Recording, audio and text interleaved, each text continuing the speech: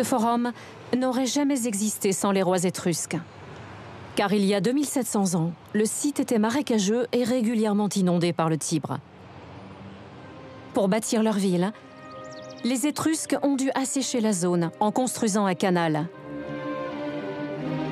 Ce canal servira plus tard à évacuer les eaux de la ville. Ce chef-d'œuvre des bâtisseurs romains est connu sous le nom de Cloaca Maxima.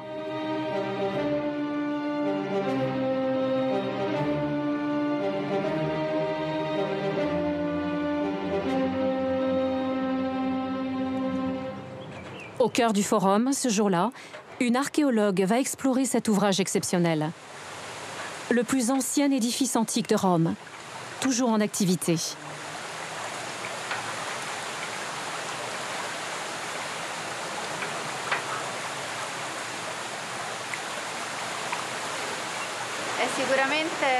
C'est certainement l'une des plus grandes et des plus fameuses infrastructures du monde antique.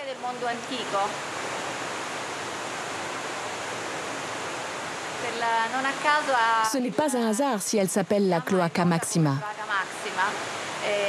Regardez un peu ses dimensions. Elle mesure 3,5 mètres sur 3,5 mètres. La Cloaca Maxima s'étire sur près d'1 kilomètre. Ici, les matériaux antiques sont toujours en place.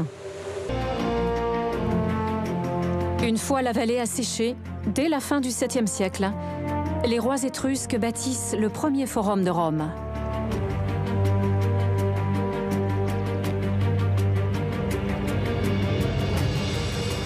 Ce sont eux aussi qui font prospérer la ville.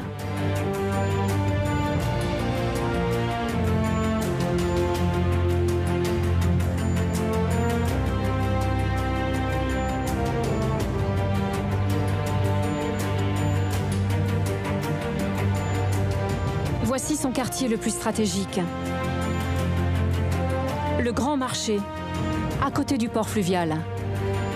Un marché, un port, un fleuve. Rome prend son essor.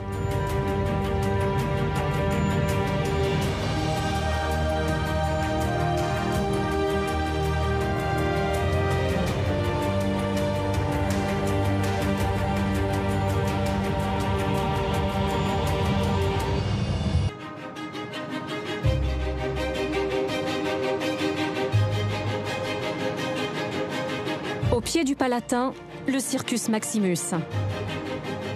Le plus grand cirque jamais construit dans l'Antiquité. Il occupe à lui seul une vallée presque entière entre deux collines.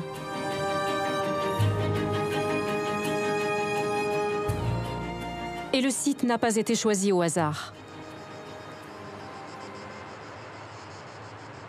Tout au fond, là-bas, il faut imaginer le Tibre et l'ancien port de Rome. À l'époque des rois étrusques, cet espace libre a été aménagé. On y a créé des gradins en bois qui étaient évidemment réservés aux plus hautes personnalités de la société romaine.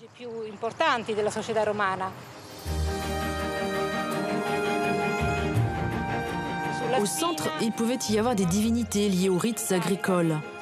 Pour les Étrusques, les courses elles-mêmes permettaient de renouveler le cycle cosmique, c'est-à-dire de célébrer le passage des saisons et des années grâce à la répétition des courses.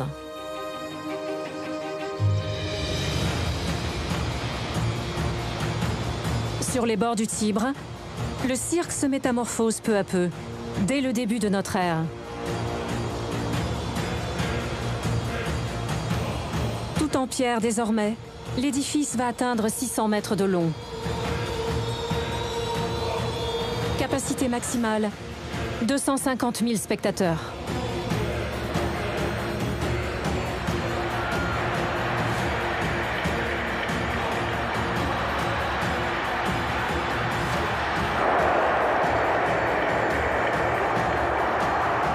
En bord de piste, à droite, la loge impériale, d'où était donné le départ des courses.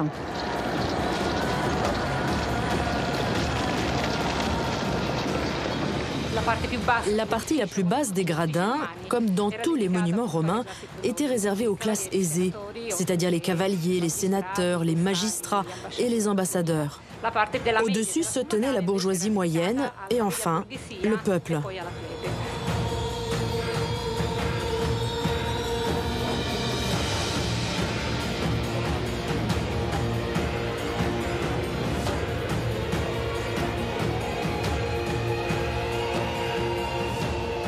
Les spectacles ici duraient toute la journée, souvent même plusieurs jours. Imaginez une affluence de plusieurs milliers de spectateurs qui sortaient, revenaient, faisaient des paris. Il se passait beaucoup de choses ici.